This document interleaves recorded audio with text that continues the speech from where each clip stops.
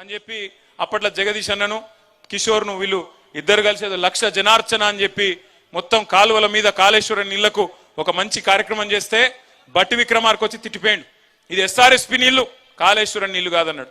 సరే ఇప్పుడు కాళేశ్వరం ఏదో కూలిపోయిందని లేనిది ఉన్నట్టు చూపెట్టే ప్రయత్నం చేస్తున్నారు. నేను బట్టిని అడుగుతున్నా, ఉత్తమన్నని అడుగుతున్నా, బట్టి అన్నను ఉత్తమన్నను ఇద్దరిని.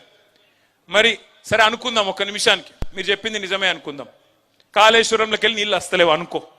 మరి నువ్వు కట్టిన ఎస్ఆర్ఎస్పీ అయితే ఉంది కదా, ఇంకా మరి నీళ్ళు ఎందుకు వస్తలేవు? ఇప్పుడు కేసీఆర్ కట్టిన కాళేశ్వరంతోని తెలంగాణ ప్రభుత్వంలో అక్కడ కేసీఆర్ గారు ఉన్నప్పుడేమో నీళ్ళు వచ్చినాయి, మరి ఇప్పుడు మీ ప్రభుత్వం రాగానే ఎందుకు బంద్ అయినాయి అంటే సమాధానం లేదు.